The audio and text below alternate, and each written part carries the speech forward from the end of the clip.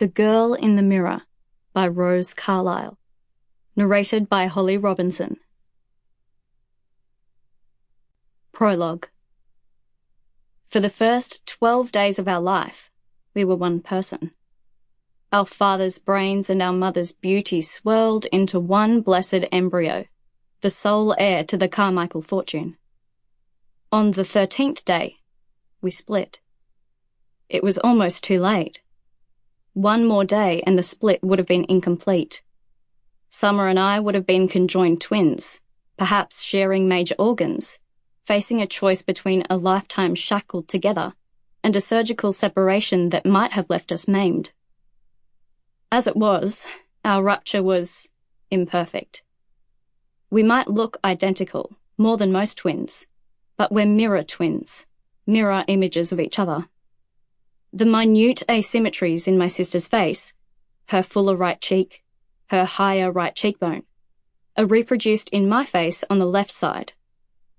Other people can't see the difference, but when I look in the mirror, I don't see myself. I see Summer. When we were 6 years old, Dad took a sabbatical from Carmichael Brothers, and our family sailed up the east coast of Australia and into Southeast Asia. Our hometown, Wakefield, is the last safe place to swim before you enter Croc territory. So Summer and I, and our younger brother Ben, spent a lot of time on that cruise playing inside our yacht. I loved everything about Bathsheba. She was a custom-built sloop, her sleek aluminium hull fitted out with the best timbers, teak decks, oak cabinetry. But what I loved most of all was the ingenious double mirror in the bathroom. The builder had set 2 mirrors into a corner at right angles, with such care that I could scarcely discern the line of intersection. When I looked squarely at either one of these mirrors, I saw Summer, as usual.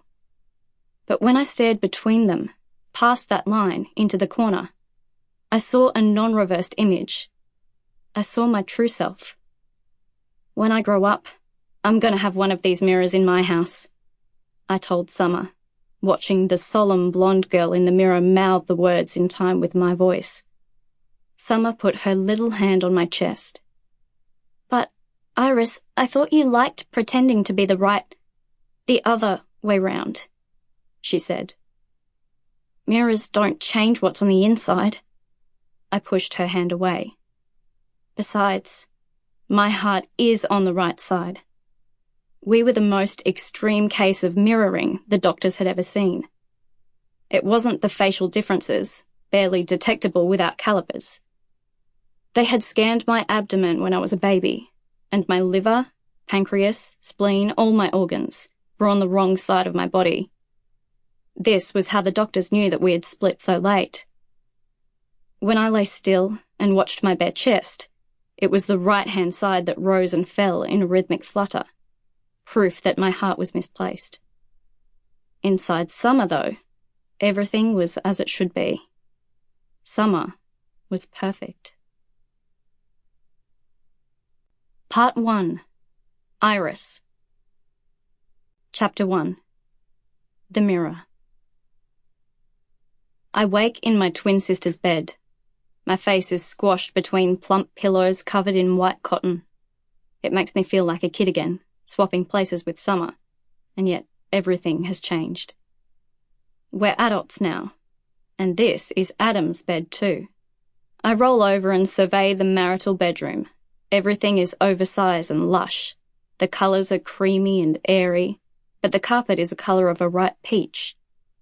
There's something illicit about lying here, even though Summer and Adam are thousands of miles away, not even in Australia anymore. Someone must have changed the sheets since they left, but I can smell Summer. She smells of innocent things: suntan lotion, apples, the beach. This room breathes Summer, so it's jarring to remember that she didn't choose these furnishings. Adam owned this house when Summer married him, not long after his first wife, Helen, died. The room looks much the same as it did on Summer's wedding day last year. It's just like my sister to mould herself into the life that another woman left behind. She's easygoing to a fault. The Super King bed is nestled into a bay window with decadent views of Wakefield Beach. I struggle to... Sample complete. Ready to continue?